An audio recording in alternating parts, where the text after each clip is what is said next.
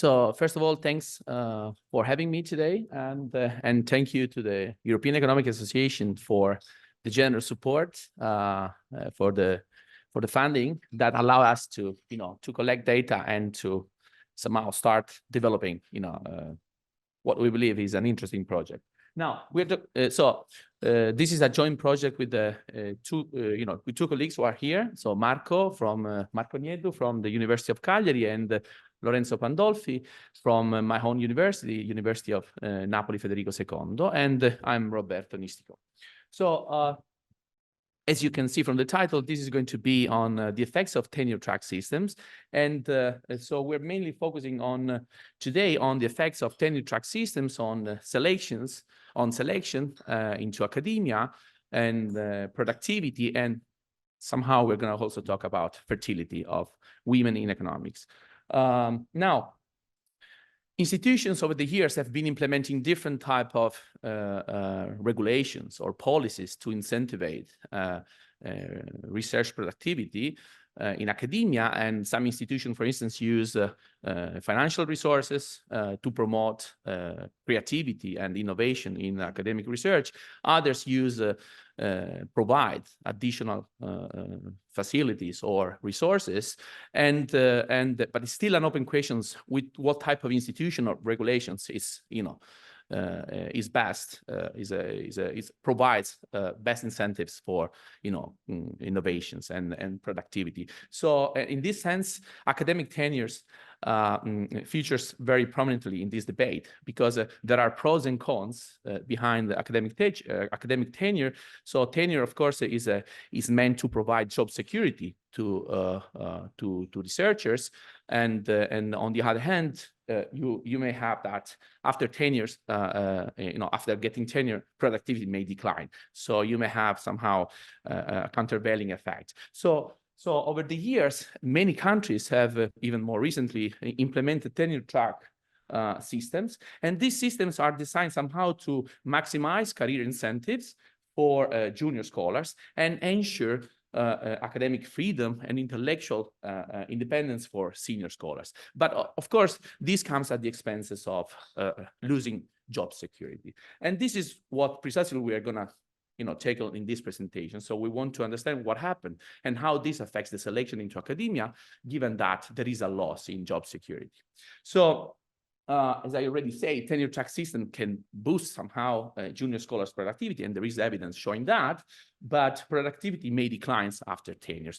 And there is also a problem with tenure that you might lack accountability, because then it's hard to dismiss underperforming researchers, and some other work points also to the reduced pedagogical quality of tenured researchers compared to untenured ones. So there are pros and cons, as I say, but we still know very little on how tenure-track systems affect the selections into academia, and this is mainly the purpose of our of this talk. So theoretically, you may have that introducing a new tenure-track systems in an institute in a country can, of course, discourage young researchers from entering academia because, of course, of the reduced job security channel, and this can also affect the selections, because suppose that better researchers tend to have better outside option, then of course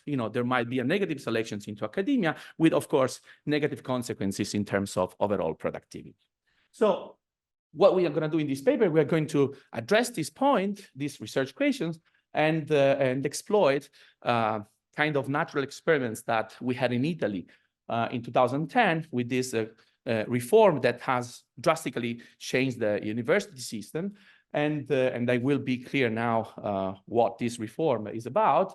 And we exploit this the introductions of a tenure-track systems in 2010 to kind of answer different questions. The first question is we want to understand how these systems has affected PhD graduates' probability of entering an academic career in Italy, or just leaving Italy and going abroad.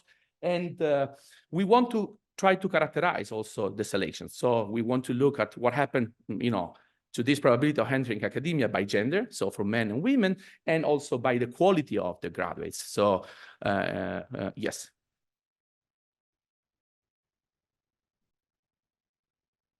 I couldn't.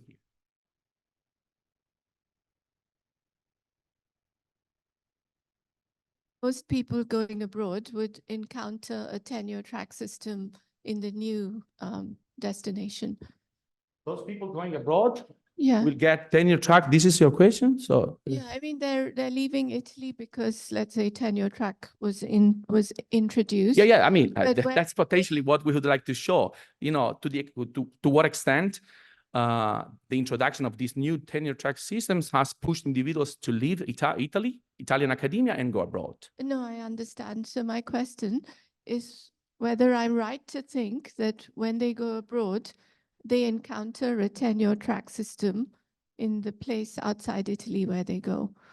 So they're going from one tenure-track system to another. Well, that's something we could not know from our data, but we can see from, because we merge our data, our administrative data with Scopus, we can see, type of position they have potentially from there. So they tend to go for better positions, let's say, more tenured positions.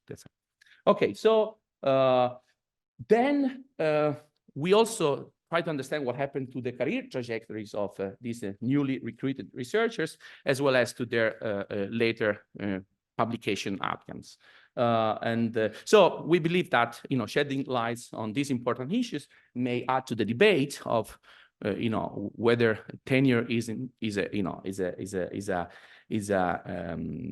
more harmful than benefiting.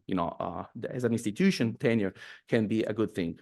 And so the desirability of these reforms. Now, to give you a preview of the results, what we find is that indeed the reform tends to reduce PhD graduates' probability of staying in Italian academia, while it increases the probability of leaving Italy and the Italian academia and just move in an abroad university, or just leave the academia and move to the public or private sector.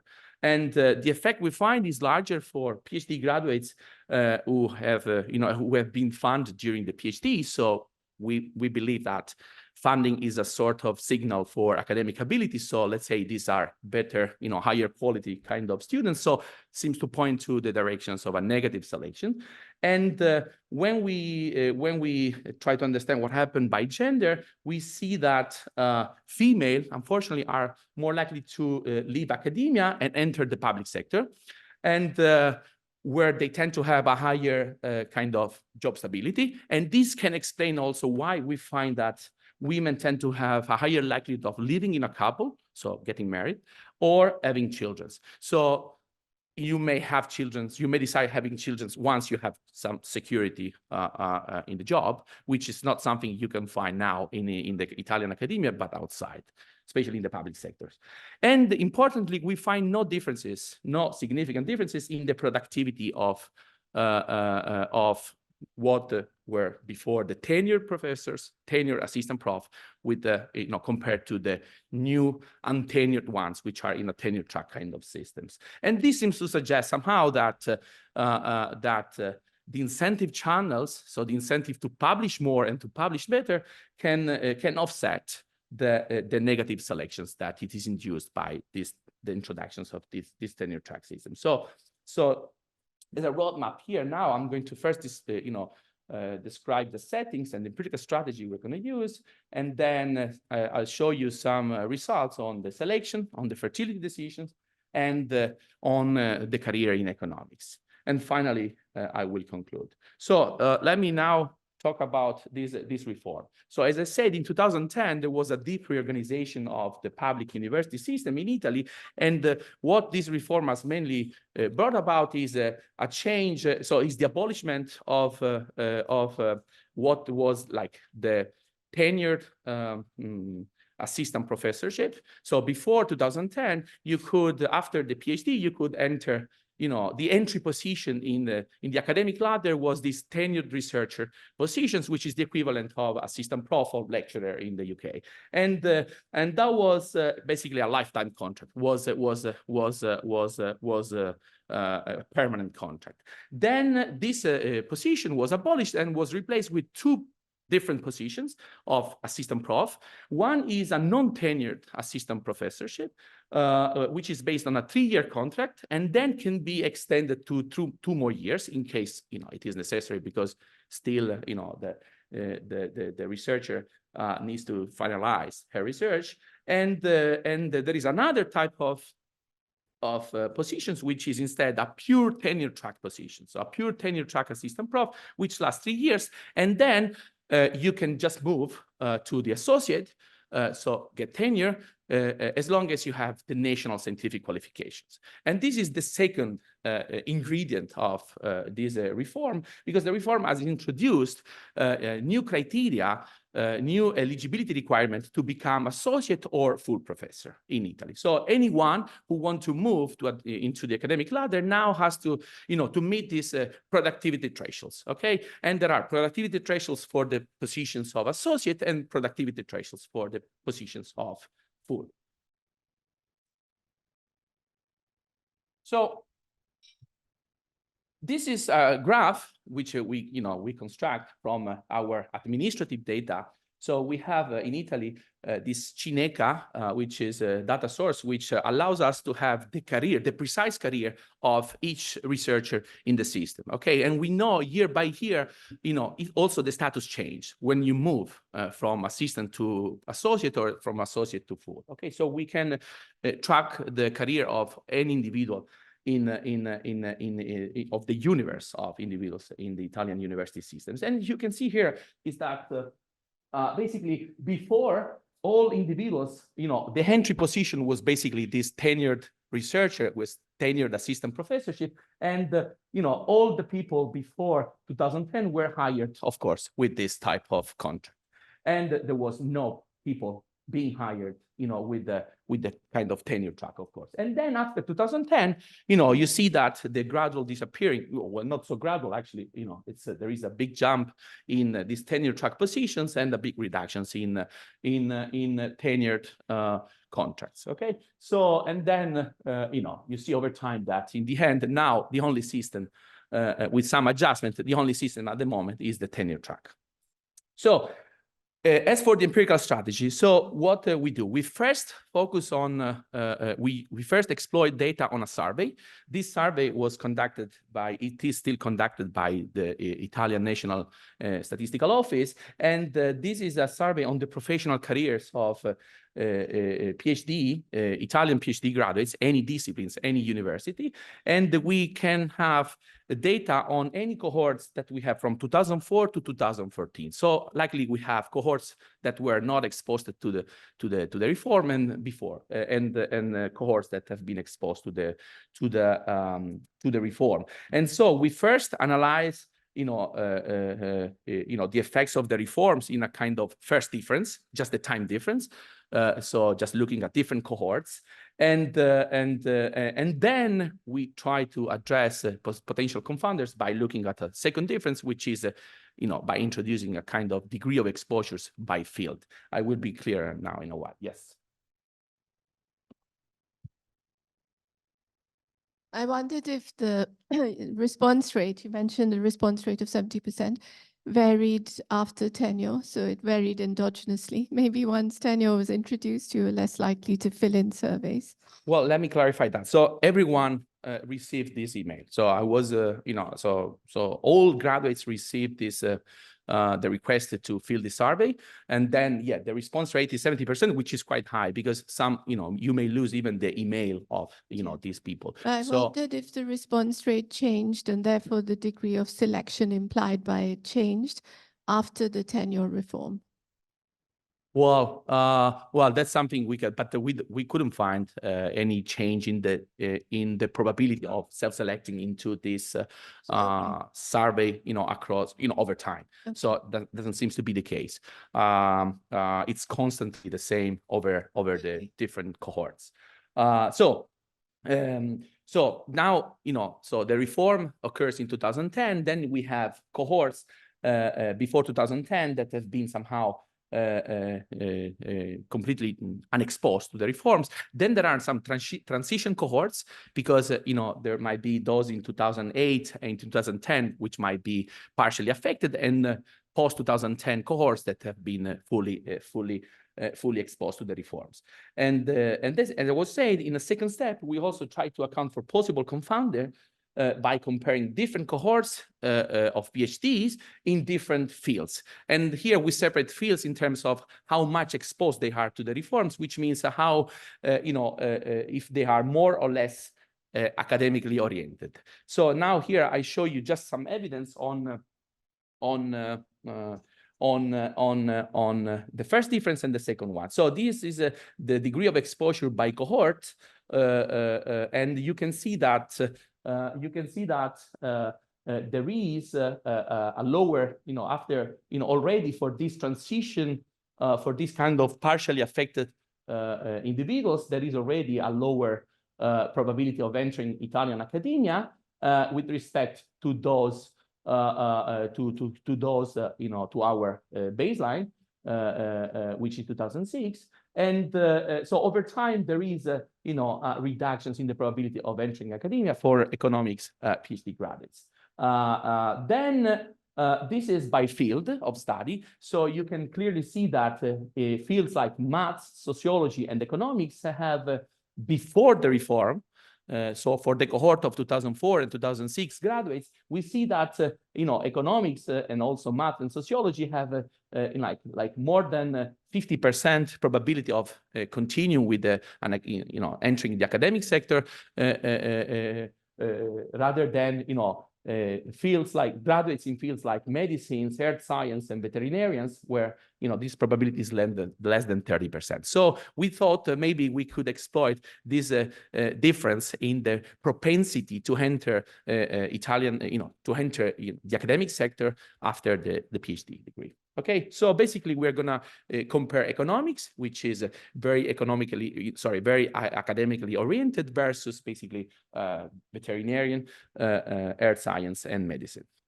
So this is just descriptive evidence on economics PhD graduates only, where we have now just the first difference, and we see now 2006 is the 2006 cohort is our comparison group, and you see that already the 2008 cohort, which is in the transition year, so it's already partially exposed. You see that the probability of entering Italian academia is now lower compared to unexposed cohorts, and it gets worse over time. So the probability of entering Italian academia for an economic PhD graduates tends to reduce over time, which is kind of suggesting that this reform might have impacted this. On the contrary, you will see in green, it's the probability of entering the public sector. You see that is increasing, and with the red, we have the entering abroad, getting a job in academia, but abroad, and you see that is also increasing, but nothing is changing in terms of getting into the private sector. So if anything, this preliminary evidence is already suggesting that economics PhD graduates after the reform tend to be less inclined to stay in the Italian academia, and to be instead more likely to enter the academia abroad, so to leave the country to enter some abroad university, or even to leave the academia and get into the public sector. And this is the same figure now, where we use our kind of difference in difference approach by exploiting the second difference, with exposure by fields, and you see very similar results. So this is kind of reinforcing the idea that maybe this effect might be also considered as more kind of causal. Yes, I see different kinds. Please.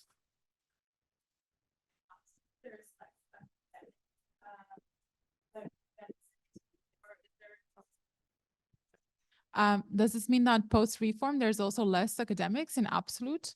Because if the probability of entering academia decreases, in like 5 years. So you mean demand is changing, right? So the number of positions that have been open might have reduced. No, that's not the case. But then actually, more recently, we had an expansion of the demand. Of more. Yes. Then is it international graduates, international PhD graduates that are entering those jobs? Yeah, that's I'm going to talk about that. So it's not only that they're leaving, like Italians are leaving, but you might also face some competition with some other Italian coming back from the PhD in LSE. And that wasn't any, like when they introduced this reform, it wasn't like a policy proposal to also increase competition from abroad, like to make it No, easier. I mean, the competition somehow may increase per se because of the eligibility requirements that have been introduced, right? So these research productivity requirements that now you have to meet in order to proceed into the academic ladder, because you need to qualify for the, before to get tenure, you need to qualify. So you need to be qualified for covering the positions of associate or covering then the positions of full. And this qualification is based on productivity, basically, and on quality of the research. Right. So this also increased incentives for, like, say, a Harvard Italian from Harvard to go back home, sort of. Well, not necessarily. I mean, this can be the case if you just combine the fact that even before this policy, there was already a kind of incentive for people getting into Harvard to come back to Italy, because you have fiscal exemptions of 60, 70, 80% of your income. So it is in general, a good thing to come back, because you may have just these exemptions in terms of tax. Yeah, the idea is that this reform, by also improving, increasing competition, somehow might have, pushed out the people from abroad to get back. And there was another one there. Same questions. Is the problem is Exact same question, but then, yeah, curious about other types of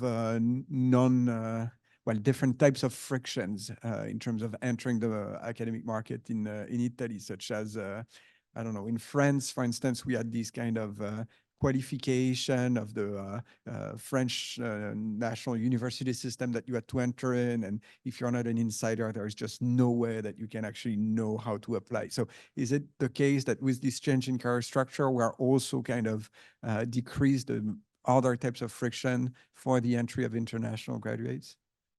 Well, I mean, as I was saying, so there might be, and I try to elaborate a bit more on that, but we are still working on it to see, whether we can separate out demand versus supply type of effect. So when I get back to, to this data, let me see if I managed to answer to this or not. But we can, yeah.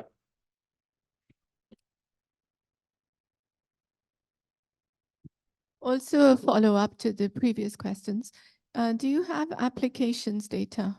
The question is really whether the introduction of tenure increased competition, making Italy more attractive to outsiders. So if you had applications relative to posts. Yeah, can you hear me? Yeah. So yeah, that's a very good point. We don't have application data. I mean, once I tried in a different project to get the data on all the public context, right? Because each position is basically, a public call, and then I try to get this data on the number of applicants and those who applied, and then you have the score for each individual, and so. But that's unfortunately not easy getting this data. I also, because you said you're going on to look at fertility, I wondered if you had these results by gender. Yeah. Now I will. So, and but let me, before moving to gender, let me first also point your attention to this. So in the survey, of course, we have also questions about, satisfactions of these graduates with the PhD, with the choice of doing the PhD. And you can see that, after the reform, so there is no pre-trends, and after the reforms, you will see that it increases the likelihood that graduates respond like, I wouldn't do the PhD again, so I'm not really satisfied with that. And they tend to be unhappy with their career prospects. And also they tend to have like, so to the questions, was your PhD necessary for your job, for the job that you have at the moment? That was not. So it is, less likely that they respond that was necessary. So there is a kind of mismatch somehow.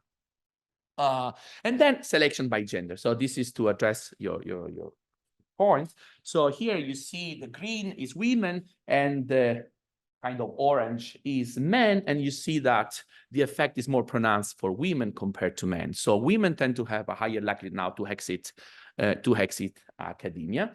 And here you see also instead the selections by the quality, let's say, of the researcher. On the left-hand side, we have a measure of quality, which is prompted by being funded or not during the PhD. What you have to know is that before, until recently, there was so the entry into the PhD was through a public context. You have to do an exam, and so there is a score, and then the very best students used to get the scholarship, so fully funded, right? So that's why we believe this is a good proxy for academic inclination, let's say. So, and now you have the same graph splitted by those who have been funded and those who have not been funded. So, and you see that the green, the funded one, are the ones that, face a higher reductions in the probability of entering Italian academia. And the same seems to be true when we proxy academic inclination with the grade in the bachelor. And similar results are there. So now let's move to the marriage and fertility choices. So again, here you see pre-trans, and then after the reform, you see that there is a higher likelihood for women to, here we're just focused on women. And you see that there is an increase in the likelihood of being married or living in a couple, so cohabiting more generally. And the green are women with children. So these female researchers tend to have now a higher likelihood to have kids. And these combined with the evidence that I showed you before that women tend to be more in the public sector, it seems to be like, okay, then I may just move to the public sector where security, the provision of security, of job security is granted compared to what happened in the academia, and this can push fertility up. Then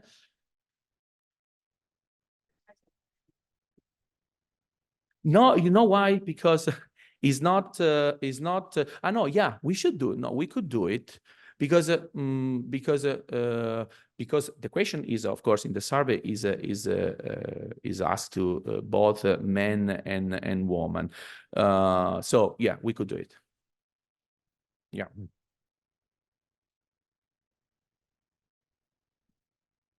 Okay, now let's move to the career, to the career choices of these economics PhD graduates. Now here, to try to answer these further questions, we construct, novel data sets where we have done a massive job in connecting different data sources, all administrative data sources. So first of all, we started with this administrative data from the Ministry of University and Research, which provided us with all PhD, with the universe of PhD candidates in economics from 2007 up to 2017.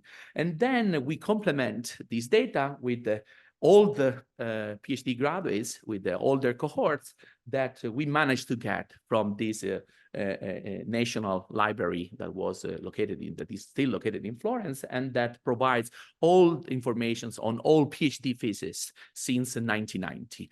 That was a very, massive job in trying to web scraping all these theses. But the good thing, and also we combine also this data with the more recent institutional repository. So we have this IRIS system for each university. So, and all our publications are uploaded in these systems, and also the PhD thesis is uploaded there. So, but this is just from 2005 onwards. But the good thing is that we manage also for each individual, for each PhD graduates, to know a lot of information on, on the advisor. We also have the abstract of the thesis. We know the precise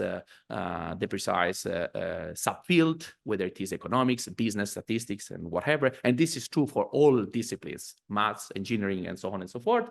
And then once we have constructed this massive data set of PhDs, then we we merge this data set with Cineca, which is, as I said before, is the data providing all the careers. So for each individual, and we have the entire university of individuals that are present in the university system in Italy, we know in each year the precise positions, whether it's a postdoc, whether it's a researcher, what type of researcher is that? So where researcher, I mean assistant prof, and then whether it's associate, full, and so on and so forth. And then finally, we also want to link their publication records, and we use Scopus for these publication records. But the good thing with Scopus is that this allows also to track, the academic careers abroad. Of course, in Cineca, we only have those who are present in the Italian system, but through Scopus, we also get the affiliations, whether these affiliations are abroad in abroad universities. Okay, so now here I just show you the probability of staying in Italian academia for PhD graduates in Italy. Okay, so once you finish the PhD in Italy, in any university in Italy, what is your probability of entering the academic ladder with the positions of, this is just any type of positions. You can enter with a postdoc or with an assistant prof, okay? And you can see that, again, starting with these transition cohorts, you see that it is already declining. So the probability of staying in Italian academia is getting down over the years, and it is constantly lower for all cohorts, for all individuals who defended the thesis from 2010 onwards. Then this is now kind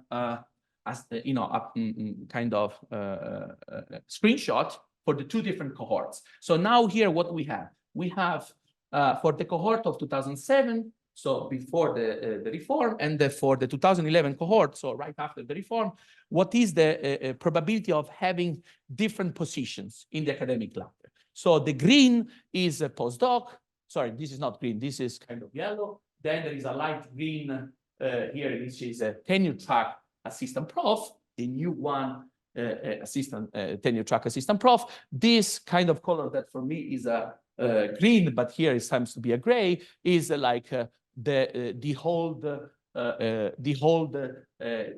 old regime contract, so the tenured assistant prof, and then you have those in the private, those abroad is the gray, the light gray, and so on and so forth. So as you can see here, by just comparing the two cohorts before and after the reform, you can see that what is really missing is now the share of those who used to get into the entry positions with the tenured positions. Now this is just over. So all these people just lost. So we lost all these people, right? So the probability of getting into a postdoc is still the same, but what is actually changing now, you see the gray here, is the probability of going abroad, basically. So overall, we have a lower probability. You see here that 3 years after the defense, here you have a 30% somehow probability of getting into academia whatsoever, and then here, 3 years after, you have 25%. So there is a reduction overall in the probability of entering academia in any positions, but mostly this is driven by the fact that we have no longer these tenured positions that was present before. And then now here we see what happened. What is the probability of getting into a specific positions, like here postdoc, assistant prof, or no position, after 3 years from PhD. And you see that, again, here you have the defense here on the x-axis and the probability on the y-axis, and you see that there is no pretrans here, and then as soon as you start to be at least partially affected by the reform, you see that there is a decline in the probability of entering the academia with the positions of assistant prof, and an increase in the probability of not being present in our dataset, which means basically not being in Italian academia. Okay, so this is 3 years after PhD. This is 6 years after PhD. And you see now 6 years is more likely that you can get into associate. So now you have assistant prof, associate, and no positions in Italian academia. And you see that again, the probability of having an assistant prof positions is lower, while the probability of getting into outside academia is higher. And of course, not dramatic changes in the probability of getting into associate. Yes, please.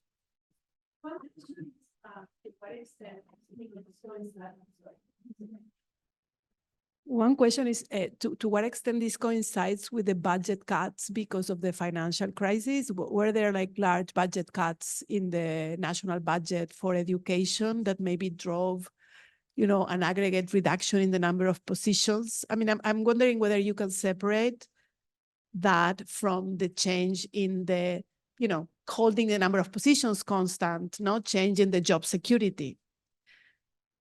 Okay.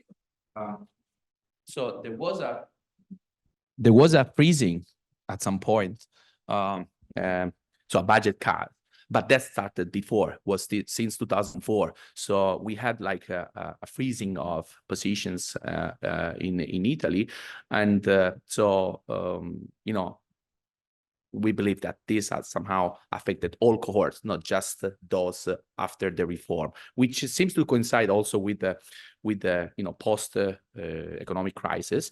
But the freezing actually started before, so it shouldn't be a big concern. But I agree that you know, we tried and we are still trying to separate out demand from supply, because we would like potentially to have the number of positions open every year to see whether this has changed in relative terms compared to before. So just to separate out whether it is mainly driven by demand. What we try to show you here, and I'll show you in a while, is here, the supply side. So is the probability of, for an Italian PhD graduates, the probability of entering the Italian academia is increasing or declining over time, because it is facing higher competitions with people from abroad, you know, with people coming from LSE, Harvard, whatever, because they got the PhD there. So here we plot now the share of newly hired assistant prof that have Italian PhD. Okay, so that, you know, that have been awarded a PhD from an Italian institution. Okay, and you see that after, you know, after the reform here, there's not seem to be, you know, a dramatic change in the probability of entering academia with an Italian PhD. So if anything, this is suggesting that there is not a big substitution between Italian with an Italian PhD and Italian with a PhD in an abroad university. Of course, you know, people from abroad are getting into Italy also because of this this reform that has, you know, increased incentives of people to get back because of these tax incentives, but this is not disproportionately affecting those who have been graduating in Italy. So somehow this is suggesting that there is not a big change in the composition of the supply among those who enter the assistant prof positions, which is the entry level. Did I answer? No, but I cannot, because we don't have data on the demand. So at the moment.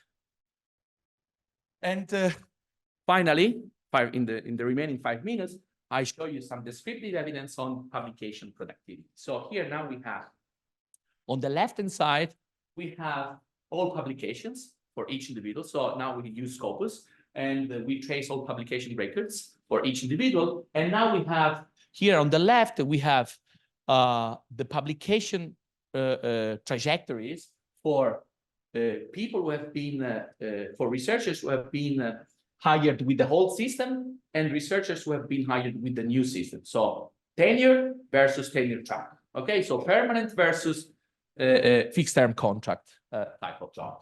And you see that there is no difference here in the number of publications they have. Here we look at the quality of publications. So now we look at articles in high-ranked journals, and you start to see now some discrepancies here, but this is when we look at all years, so all cohorts we have. But now here we just focus the attentions on those in the transition years. So there are some years after 2010, which includes 2010, 2011, 2012, where there were a kind of hybrid system. So each university could still open an old regime type of assistant prof or a new one. So there is a coexistence of this type of regimes for these 2-3 years. Let's now focus the attentions on these 2-3 years and see what happened to the publication trajectories. And you see here that now, if anything, the tenure track researchers, which are the kind of red, now show, display, a better kind of outcomes in the sense of they are more likely to publish in high-ranked journals compared to those who have been interviewed who have been hired in the same year with the old regime type of contract. Okay, so different type of job security might then have a different trajectory in terms of incentives of publishing good or bad journals. Yes. Are there differences in what type of universities are quicker? So is this all Bocconi who are fast at adopting, and then other Italian universities are slow? Bocconi is not even here, I guess, because this is all public, I guess. Okay. But is it like quality of university? No, if we account for the quality of the university here, no. This is just unconditional. Not systematic. So it's not that all the good universities have all the new type of contracts and the better universities. So it's kind of equal. I was thinking about this before. It kind of strikes me. It's basically they publish the same number, but now they publish better papers. Yeah, because I can tell you that's not very unsurprising, because in this this national scientific qualifications system we have now, I mean, the requirements are as follows. So you need to have somehow a given number of publications. So quantity, but also quality. And the quality is defined based on whether the journal is ranked in the top journals that someone has decided who are these top journals. But there is a committee for that. And so, of course, you have now higher incentives to publish in what we call type A journals, which are the best ones. Okay, so of course you would expect people to adjust the level of their publications. And also because if you now face a higher competition with people from abroad, with the people who get the PhD from abroad, then you definitely need to to publish better, so compared to before.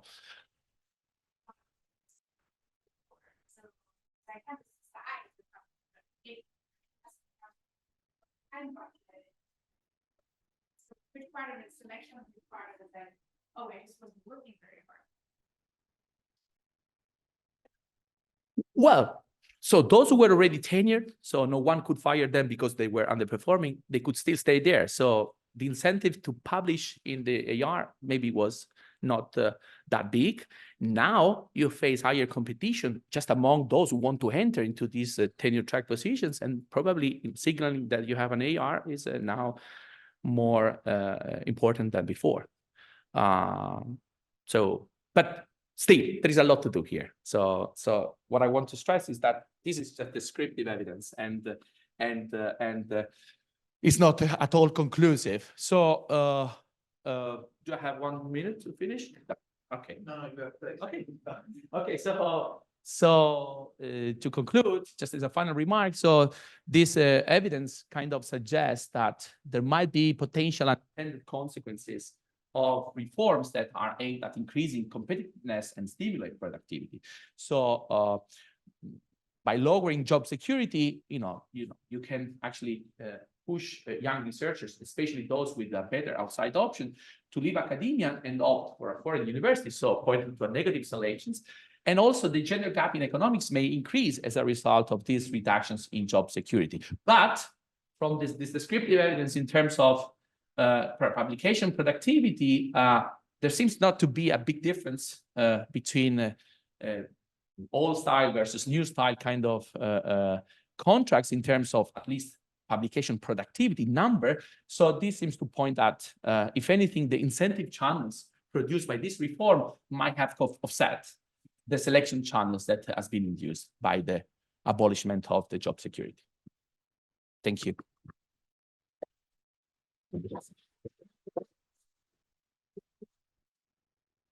All right, we have time for a couple of questions. Yeah. Do you know anything about the pay?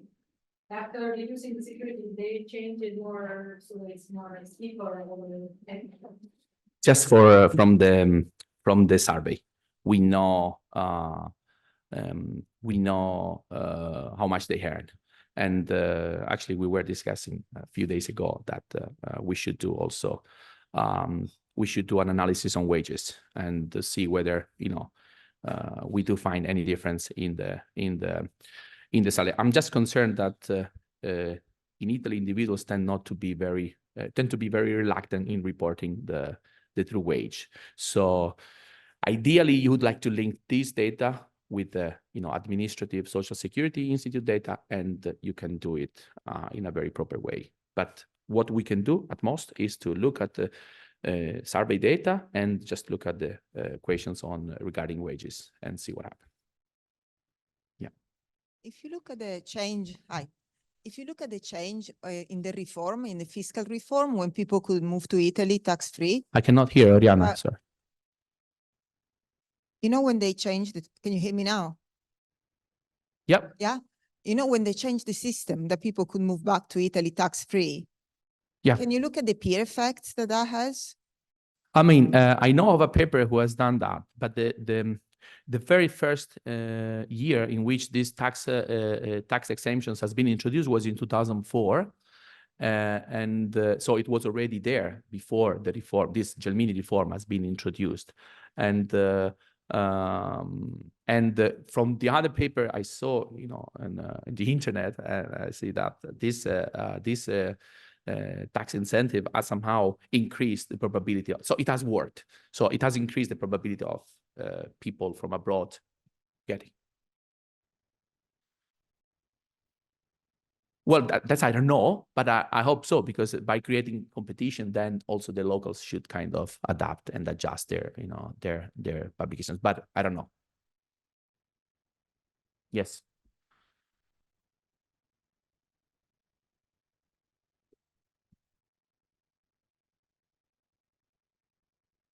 Robert, I may be horribly confused here, but I thought in none of the evidence does it suggest that the composition of people who enter the PhD changes as a result of the reform. When you look at sort of the round about the 2014 cohorts, those are people who entered the PhD knowing that the incentive structure had changed within this one potential route. So you could imagine, I mean, going back to, I think, what Camille raised, there's another friction here that when people enter the PhD, they don't seem to be fully aware of the incentive structures down one potential route. Otherwise, in general, you'd imagine there's two selection effects, a disincentive to do the PhD and a disincentive to continue from the PhD to. Your results can always seem to suggest it's all driven by changes in that second margin of the transition from the PhD into academia. Not changes in the composition of people who take the PhD in the first place. Is that right? And if so, why do you think people weren't aware of these later incentive changes? I see what you mean. No, that's a very important point. So no, I think we never speak about selections into starting a PhD. You never see it. That one applies for courses after 2015. For the others, the law was not announced. So all the courses between 2007, more or less, in 2014, actually started the PhD under the old regime. So in this second margin, it applies in the very last years in our sample, and but that's something we can explore. Yes, definitely. And we can actually check the gender composition also, how, if anything, the gender compositions of people who apply to the PhD has changed. But of course, I mean, to do so, you need to have also those who apply and didn't manage to finish the PhD. So, which is tricky to get, right? Because if anything, you may just drop out from the PhD, right? If you believe that is going to be very much less likely to enter then academia afterwards, then you may leave the PhD to begin with, right? Even if you apply, and then we don't observe those dropouts. That's the point, because we just have those who have finished the PhD. So that's tricky.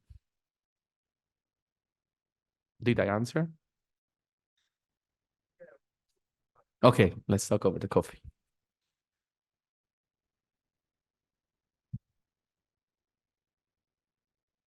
Result on the quality of publications is super interesting, but it seems that you attribute it to incentives, but it's not clear to me, how do you control for selection there? No, you're looking at the same time, for some reason, universities gave permanent contracts to some people and tenure-track contracts to other people. Is it possible that the permanent contracts were given to the nephews of, full professors, and the other ones were given through a more competitive job market? So there could be, can you check at selection in that sample? Yeah, we should do it. I mean, this is not Yeah, because then you can accounted see for. whether the effect you find on quality is it incentives. But or as I is say, it this is very selection? descriptive evidence. Yeah. This is but very you can preliminary. still, do a very good job at selection in that sample, yes, right? Yes, definitely. Because Thank you you. have these maybe. rates from the PhD exams. Yes. You can.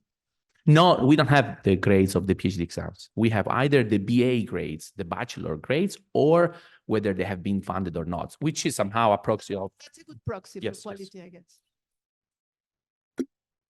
Yes, sorry. The decision to open one or another actually depending on whether you asked for it to the university, to the central university, before or after 2010, because it can take 1, 2, or 3 years then to start the procedure. So it's kind of relatively random whether to open the position was already, so the position was already open before or after. So that's more or less the variation we explain, but we can do better, I guess. We can, check the grades. Sure. Yes. Sure. Yes. Sure. Sure. You're right. Okay, we should thank Lorenzo and really go for lunch, and then we restart at 1:30. So thanks for it.